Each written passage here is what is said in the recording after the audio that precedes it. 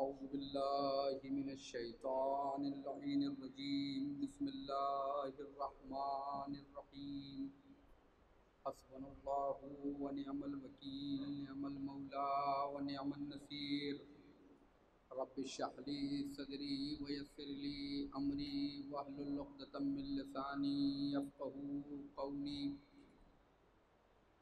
الحمد لله الذي جعلنا من الباكين على الحسين المظلوم الشهيد الذي ناحت وبكت له الأرض والسماء والطيور في الفضاء والوحوش في الصحراء ثم الصلاة والسلام والتحية والإكرام على رسوله الأنام مولانا ومولى الكونين إمام القبلتين جد الحسن والحسين أبي القاسم محمد وعلى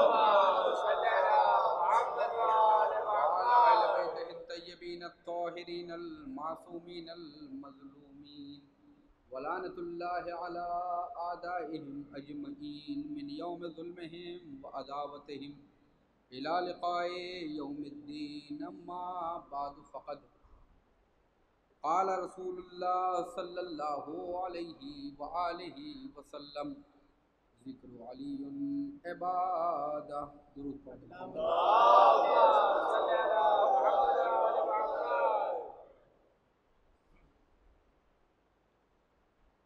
روایت میں ہے کہ رسول اللہ صلی اللہ علیہ وآلہ وسلم نے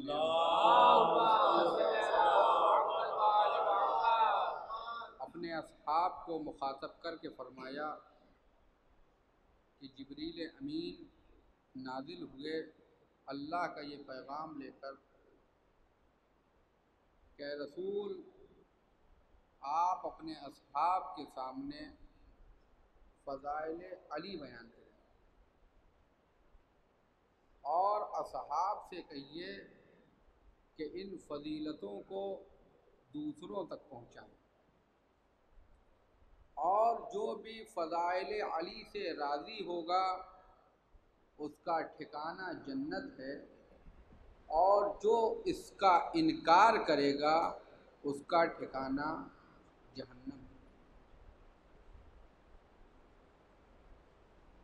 امام حسین علیہ السلام اسی رسول کے جانشین ہیں، بلکہ یوں کہوں انا من الحسین، میں حسین سے ہوں، لہذا آپ نے بھی واقعہ کربلا سے 2 برس پہلے سن 58 ہجری میں حج کے موقع پر لوگوں کو جمع کیا،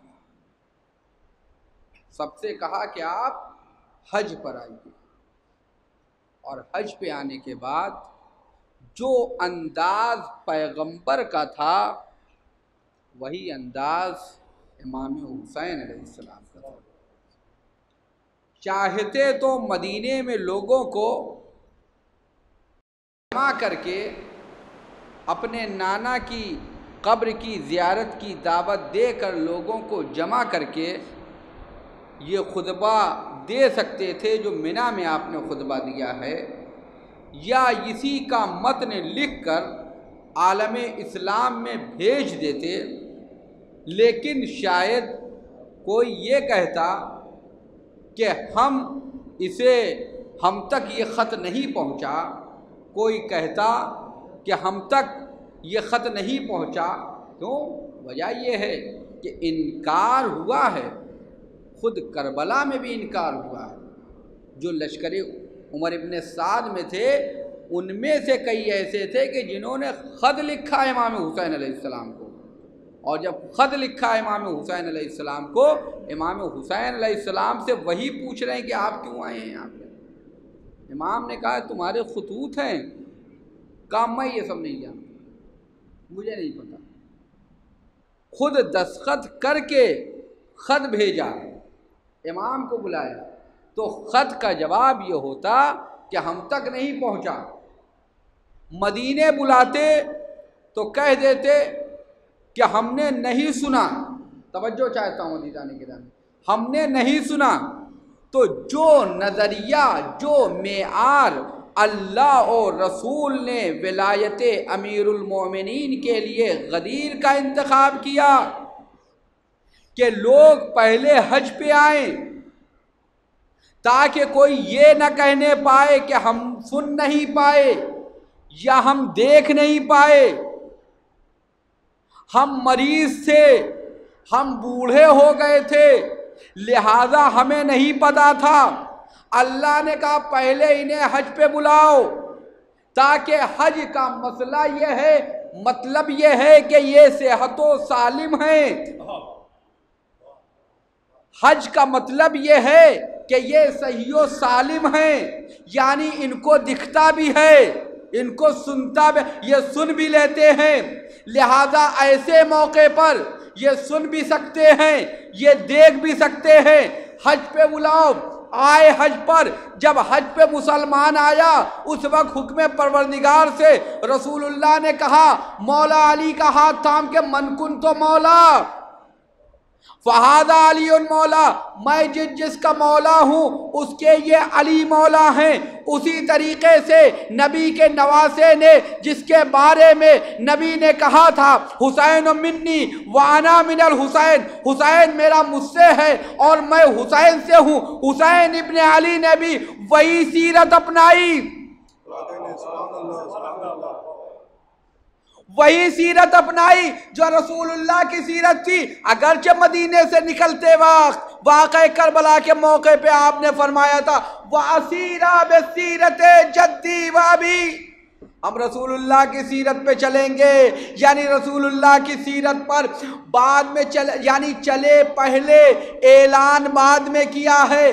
یعنی رسول اللہ کی سیرت کیا ہے؟ رسول اللہ کی سیرت یہ ہے کہ لوگوں کو جمع کرو، اصحاب کو جمع کرو، فضائل علی کو بیان کرو اور ان سے کہو کہ اسے محفوظ کر لے اور اس کے بعد دوسروں تک پہنچائے۔ کہا رسول امام حسین علیہ السلام نے بھی 58 ہجری میں لوگوں کو حج کے پہ بلایا، اور جب حج کے اوپر آئے ہیں، حج کر لیا تو میدان منا میں بلایا۔ میدان منا میں کہا وہ غدیر کا میدان تھا، یہ منا کا میدان ہے، وہ غدیر کا میدان تھا، یہ منا کا میدان ہے۔ وہاں نانا نے خطبہ دیا تھا، یہاں نواسہ خطبہ دے رہا ہے، لیکن نانا اور نواسے کا خطبہ زمان و مکان کے حوالے سے الگ الگ ہے، زمانہ الگ ہے، مکان الگ ہے۔ وہ سن 10 ہجری کا خطبہ تھا، یہ سن 58 ہجری کا خطبہ ہے۔ وہ میدان غدیر کا خطبہ تھا، یہ میدان منا کا خطبہ ہے، لیکن بات وہی ہے۔ وہاں بھی فضائل علی تھا، یہاں بھی فضائل علی ہے۔ وہاں بھی حاجیوں کو بلایا، یہاں بھی حاجیوں کو بلایا۔ ایک صلوات پڑھ دے محمد والا۔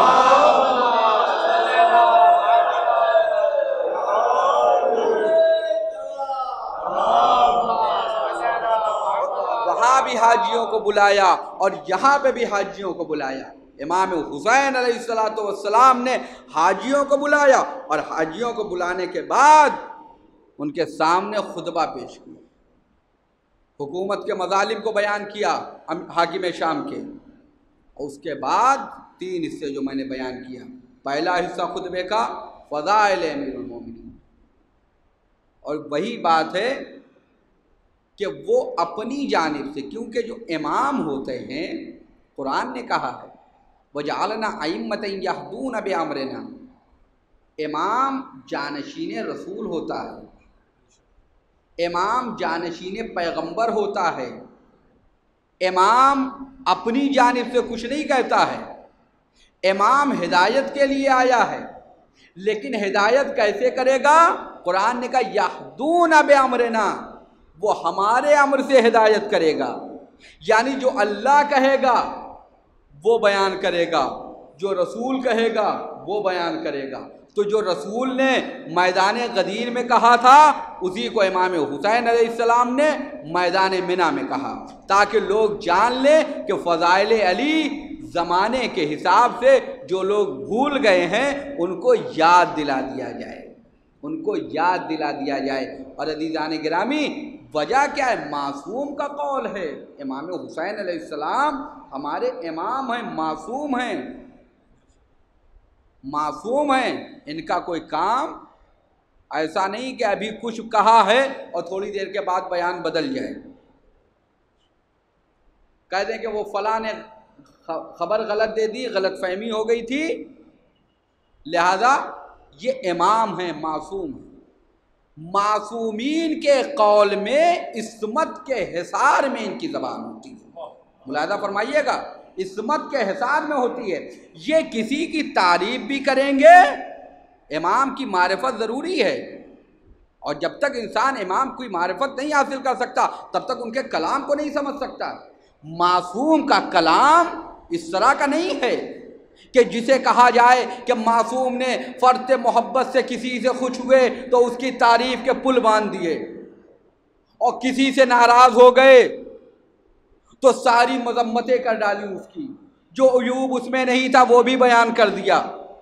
معصوم کیا یہ چیزیں نہیں ہیں، معصوم وہی بولتا ہے جو اللہ بولتا ہے۔ آیت اللہ جوادی عاملی حفظہ اللہ، حوض علم یعقوب کے استاد، نامور استاد اور مفسر قرآن، متکلم عصر، آیت اللہ جوادی عاملی فرماتے ہیں کہ معصوم کے زبان مبارک سے نکلے ہوئے کلمات جو معصوم کی زبان مبارک سے نکل رہے ہیں، جو کلمات، اس کے اعتبار میں اور قرآن کی آیتوں کے اعتبار میں کوئی فرق نہیں ہے اگر تقین، یعنی جو اعتبار، جو اہمیت قرآن کریم کی آیتوں کی ہے وہی اہمیت معصوم کے قول کی ہے۔ معصوم وہی کہے گا جو اللہ کہے گا، کیونکہ قرآن کی آیتیں وہی ہیں جو اللہ نے کہی ہیں۔ جس طرح سے قرآن لا ریب ہے اسی طرح سے معصوم کا کلام بھی لا ریب اور بے عیب ہے۔ معصوم اپنی جانب سے کچھ نہیں کہتا ہے، اور جس طرح سے رسول اللہ اپنی جانب سے کچھ نہیں کہتے ہیں۔ ابھی میں نے آپ کے سامنے بیان کیا تھا، کچھ لوگوں نے آ کے کہا، رسول کے چچا نے آ کے کہا، یا رسول اللہ آپ نے سب کے گھر کے دروازے بند کروا دیے مسجد میں، اور علی کے گھر کا دروازہ کھلا ہوا ہے، اس کو اجازت دے دی، میں چچا ہوں، میرے گھر کا دروازہ بند کرا دیا، علی ہمارے سامنے بچے ہیں، ان کے گھر کا دروازہ کھلا ہوا ہے۔ رسول اللہ نے فرمایا کہ نہ میں نے کسی کے گھر کا دروازہ کھلوایا ہے نہ کسی کا بند کروایا ہے، نہ میں نے کسی کے گھر کا دروازہ کھولا ہے نہ کسی کے گھر کا دروازہ بند کرایا ہے، جو کچھ بھی کیا ہے اللہ نے کیا ہے۔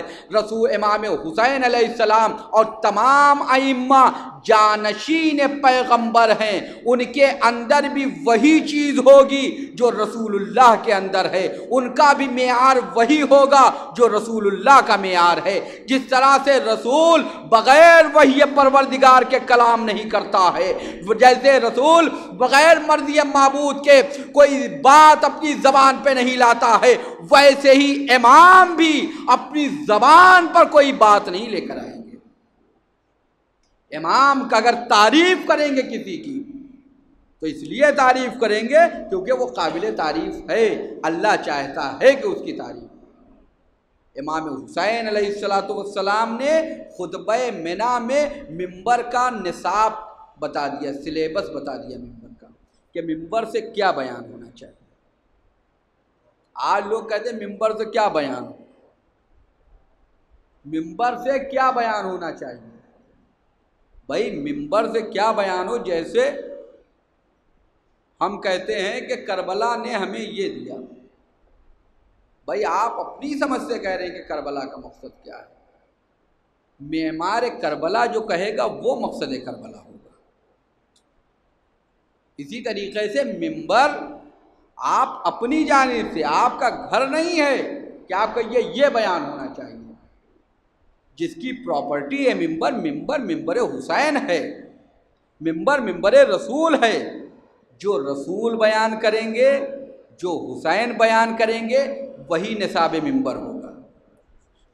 امام حسین علیہ السلام نے اسی منبر سے فضائل امیر المومنین بھی بیان کیے، اسی منبر سے حکومتوں کے مظالم بھی بیان کیے، اسی منبر سے امر بالمعروف اور نہی عن المنکر بھی بیان کیا، اسی منبر سے علماء کی ذمہ داری بھی بیان کی ہے۔ یہ منبر ہے۔ منبر کا مسئلہ یہ نہیں ہے کہ انسان اس کو ذاتی خواہشات پہ نہیں کر سکتا ہے۔ کیوں؟ کیونکہ ائمہ نور ہیں امام حسین علیہ السلام۔ جو ہمارے 12 امام ہیں وہ ائمہ نور ہیں، ائمہ نار نہیں ہیں۔ ہمارے 12 امام ہادی ہیں، گمراہ کرنے والے نہیں ہیں۔ قرآن نے 2 اماموں کا ذکر کیا ہے۔ کچھ امام وہ ہیں جو انسانوں کو جنت کی طرف لے جائیں گے، یعنی 12 امام، اور کچھ امام وہ ہیں جو انسان کو جہنم کی طرف لے جائیں گے۔ جنت کی طرف وہ لے جائیں گے جو اللہ کی بات کو اپنی بات پر مقدم رکھیں گے، اللہ نے یہ کہا ہے، رسول نے یہ کہا ہے۔ جہنم کی طرف وہ لے کے جائیں گے جو یہ کہیں گے کہ اللہ نے بھلے ہی وہ کہا ہو، رسول نے بھلے ہی اس چیز کو ایسے کہا ہو، لیکن میں اسے حرام کہتا ہوں، میں اسے ایسے نہیں ایسے کہتا ہوں۔ اللہ اور رسول، آپ سمجھے امام نور اور نار میں فرق کیا ہے؟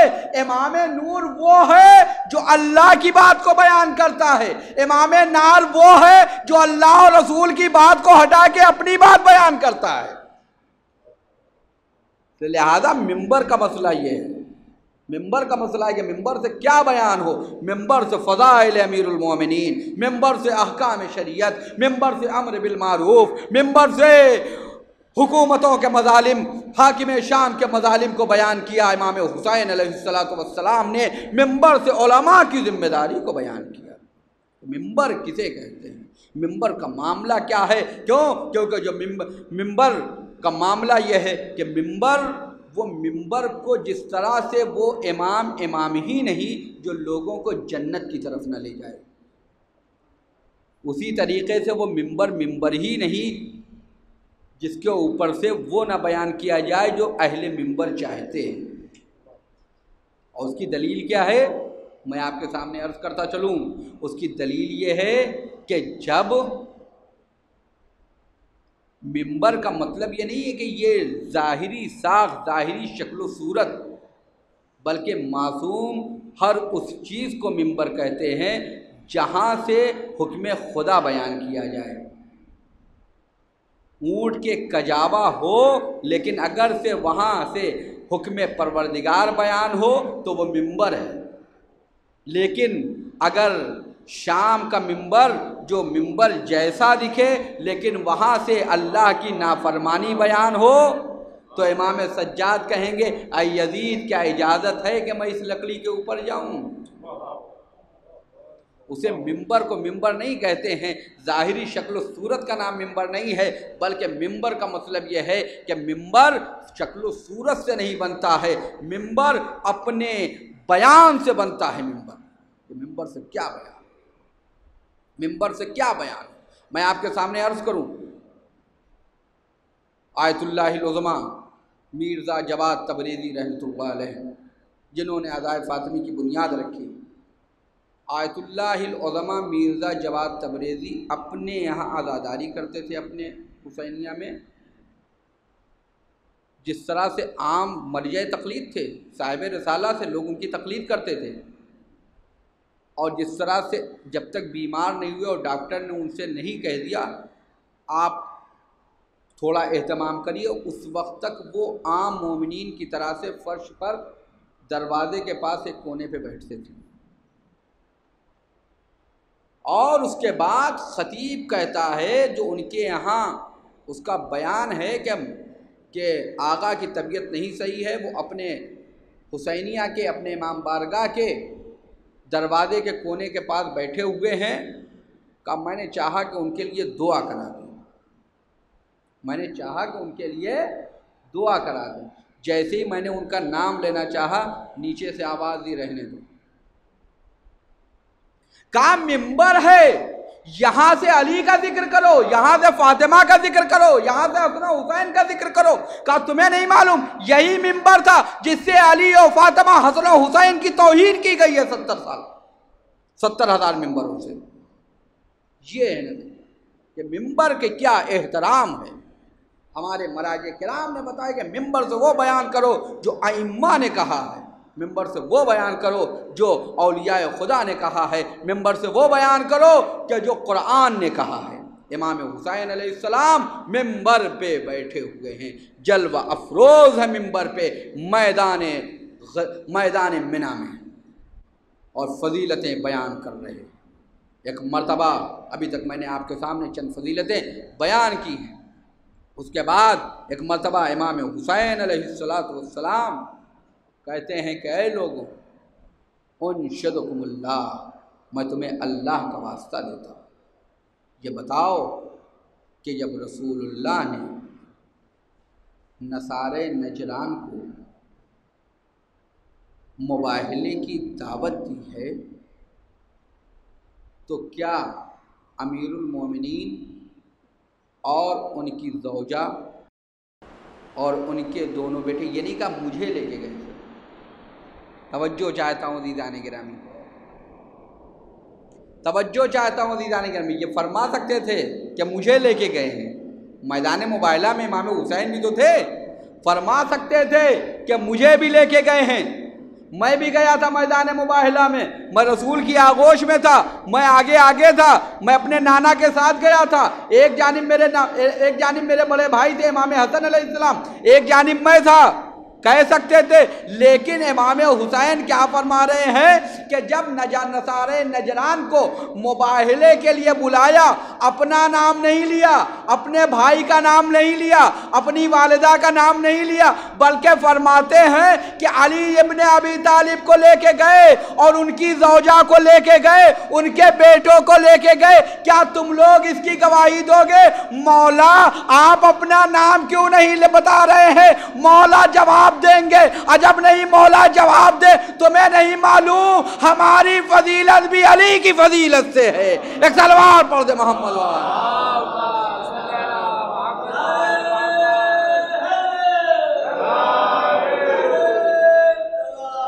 حسین کو جو دنیا اپنا رہبر سمجھتی ہے، جو حریت کا رہبر سمجھتی ہے، یہ حسین کو جو فضیلت ملی ہے علی کی آغوش تربیت کا نتیجہ ہے، علی کی آغوش تربیت کا نتیجہ ہے، حسین ابن علی کو فضیلت ملی۔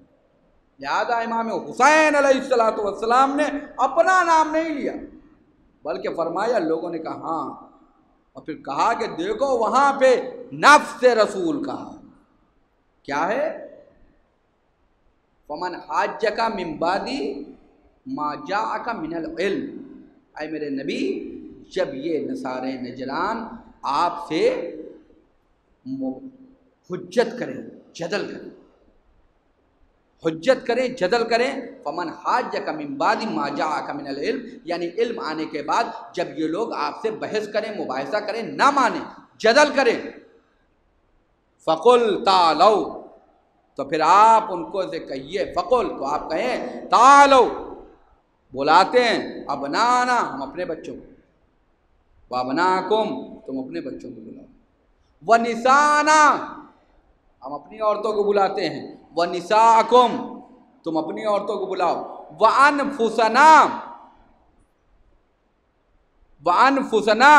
ہم اپنے نفس کو بلاتے ہیں، وَأَنفُسَكُمْ، تم اپنے نفس کو بلاؤ۔ بیٹوں کی باری آئی تو امام حسن و حسین گئے، خواتین کی باری آئی تو جناب سیدہ کو لے کے گئے۔ یہ نفس کیا ہے؟ توجہ چاہتا ہوں عزیزان گرامی، یہ نفس کیا ہے جس کے بارے میں فرما رہے ہیں؟ یہ نفس کیا ہے؟ یعنی نفس کسے کہتے کہ جان پیغمبر، جان رسالت، یعنی جان رسالت۔ دعائے ندبہ پڑھتے ہیں، اس دعائے ندبہ میں کیا ہے؟ یا علی لحمک لحمی و دمک دمی، اے علی تمہارا گوشت میرا گوشت۔ رسول اللہ نے فرمایا کہ اے علی، یا علی لحمک لحمی و دمک دمی۔ یہی مسئلہ تھا اورنگزیب یا جہانگیر کے زمانے میں، جب یہ فیصلہ ہوا کہ یہ ہوا کہ یہ جو آل محمد کے نام پہ صلوات پڑھتے ہیں، رسول اللہ کے لیے تو آیت قرآنی ہے، ان اللہ و ملائکتہ یصلون علی النبی، یہ امیر المومنین کے نام پہ کیوں صلوات پڑھتے ہیں؟ امیر المومنین کا نام نہیں ہے، وہاں لکھا ہے ان اللہ و ملائکتہ یصلون علی النبی، علی علی نہیں لکھا ہے، وعلی النبی نہیں لکھا ہے، نفس نبی نہیں لکھا ہے، پھر امیر المومنین کے نام پہ کیوں صلوات پڑھی جاتی ہے؟ اس وقت ایک شاعر نے کہا اگر لحمک لحمی حدیث نبوی ہے، اگر لحمک لحمی یعنی اے علی تمہارا گوشت میرا گوشت، اگر لحمک لحمی حدیث نبوی ہے، بی صلی علی بغیر صلوات کے نام علی بے ادبی ہے۔ ایک صلوات پڑھ دیں۔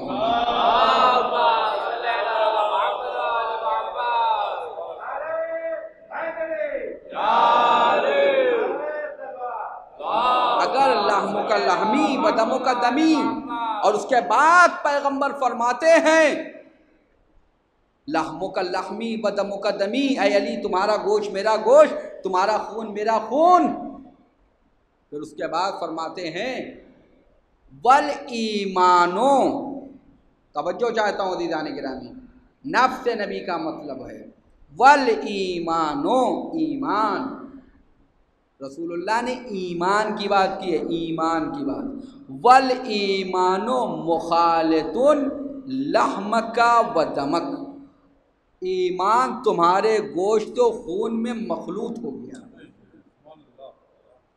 دعائے ندبہ میں ہے والایمان مخالط لحمک و دمک کما خالطا لحمی و دمی، جس طرح سے مجھ محمد مصطفیٰ کے گوشت و خون میں ایمان مخلوط ہے، اسی طریقے سے اے علی تمہارے بھی گوشت و خون میں ایمان مخلوط ہے۔ اب آپ سمجھے نفس نبی کون ہوگا؟ یعنی ایمان کی جس منزل پہ نبی ہوگا اسی منزل پہ علی ہوگا۔ ایک صلوات پڑھ دے محمد والا۔ تو عزیزان گرامی، یہ ہے حدیث پیغمبر، یہ ہے حدیث پیغمبر۔ لیکن بہرحال یہ مباہلے سے متعلق کچھ باتیں رہ گئی ہیں جو انشاءاللہ کل، لیکن آج آپ کو دیکھنا ہوگا کہ ہم اگر امام نے فرمایا کہ ہمارے لیے زینت کا سبب بنو، ہمارے لیے رسوائی کا سبب نہ بنو، چھٹے امام نے فرمایا ہمارے لیے زینت کا سبب بنو، اور ہم جو کربلا کی مجلسیں کر رہے ہیں ہمارے لیے اسوہ، ہمارے لیے آئیڈیل، ہمارے لیے قدوہ، ہمارے لیے نمونہ عمل، ہمارے لیے رول ماڈل کربلا والے، اور ہمارا مستقبل ظہور امام زمان۔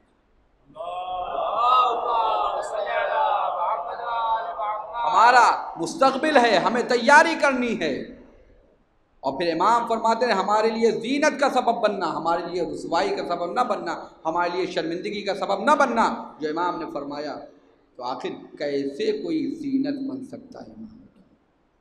وہ بھی علی جیسا امام جس کا گوشت و خون ایمان سے ایسے ہی مخلوط ہے جیسے نبی کا گوشت و خون ایمان سے مخلوط ہے، جس نے خلافت کو زینت دی، جس نے منبر کو زینت دی، جس نے محراب کو زینت دی، جس نے عرش کو زینت دی، جس نے فرش کو زینت دی، جس نے علم کو زینت دی، جس نے عبادت کو زینت دی، تمام چیزوں کی زینت کو علی کہتے ہیں۔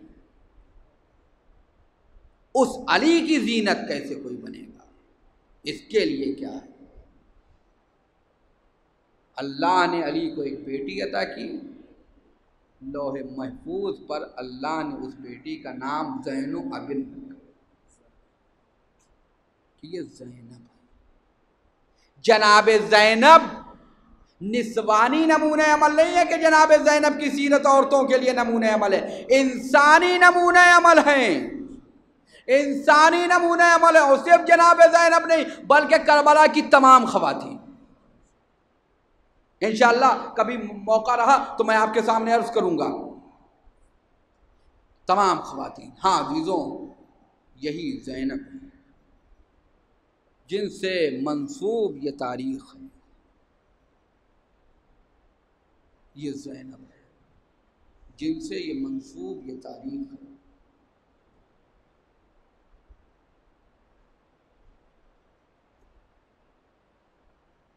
مچھلی کا ذبیحہ ہے پانی سے نکل آنا، بے پردگی زینب شامل ہے شہادت۔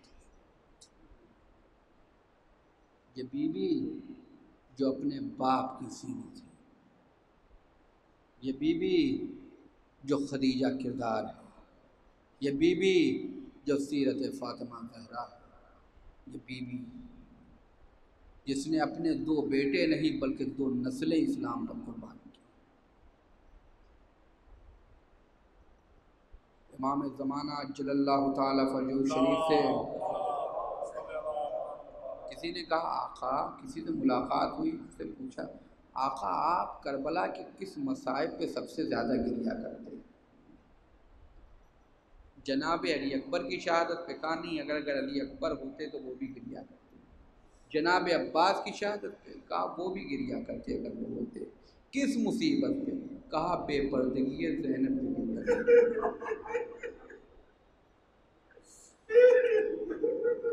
بے پردگی زینب پہ گریہ کرتے۔ عزیزوں، مدینے میں جو امیر المومنین کا پڑوسی ہے وہ کہتا ہے کہ میں برسوں امیر المومنین کے ساتھ رہا، پڑوسی رہا، لیکن میں یہ اندازہ نہ کر سکا، حتیٰ چہرے اور صورت کی بات نہیں، حتیٰ کہ میں جناب زینب کے قد کا بھی اندازہ نہ کر سکا۔ جب کبھی جناب زینب کو اپنے نانا یا اپنی والدہ کی قبر مبارک پہ جانا ہوتا تھا تو امیر المومنین کہتے تھے بیٹی زینب صبر کرو، رات کا سناٹا ہو جانے دو۔ قبر رسول پہ جو چراغ چل رہا ہوتا تھا اسے بجھایا جاتا تھا، امیر المومنین ساتھ ہوتے تھے۔ یہ اندازہ ہے جناب زینب نے وہ عظیم قربانی۔ ہاں عزیزوں، آج کی تاریخ جناب زینب سے ہمارے ہاں رسم ہے کہ جناب زینب سے منسوب ہے، ان کے بیٹوں سے منسوب ہے۔ اون محمد آئے ہیں، زینب کے بیٹے ہیں، چاہنے والی بہن کے بیٹے ہیں، شریکت الحسین کے بیٹے ہیں، آئی ہیں۔ ماموں مرنے کی اجازت دیجئے۔ کیسے حسین کس دل سے اجازت؟ مجھے نہیں معلوم کہ آقا حسین نے کیسے اجازت دی، لیکن ہاں جب اجازت ملی ہے دونوں شہزادے میدان کی طرف چلے ہیں اور اس کے بعد رجز پڑا ہے۔ رجز پڑھنے کے بعد کبھی میمنے پہ حملہ کرتے ہیں، کبھی میسرے پہ حملہ کرتے ہیں، کبھی قلب لشکر پہ حملہ کرتے ہیں اور قلب لشکر پہ حملہ کرتے ہیں۔ عمر سعد کہتا ہے کہ یہ ان سے مقابلہ نہیں کر سکتے، یہ حیدر کرار کے نواسے ہیں، یہ جعفر طیار کے پوتے ہیں، ان کے بیچ میں فاصلہ ڈال دو۔ ارے ایک ناقے کو گزارا جاتا ہے، اون ایک طرف ہو جاتے ہیں، محمد دوسری طرف ہو جاتے ہیں۔ عزیزو، ادھر اون کے اوپر ہر طرف سے ظالموں نے نرغ آدھا میں گھیرا، ادھر محمد کو نرغ آدھا میں گھیرا گیا، ادھر اون زین سے زمین کی طرف چلے، ادھر محمد زین سے زمین کی طرف چلے۔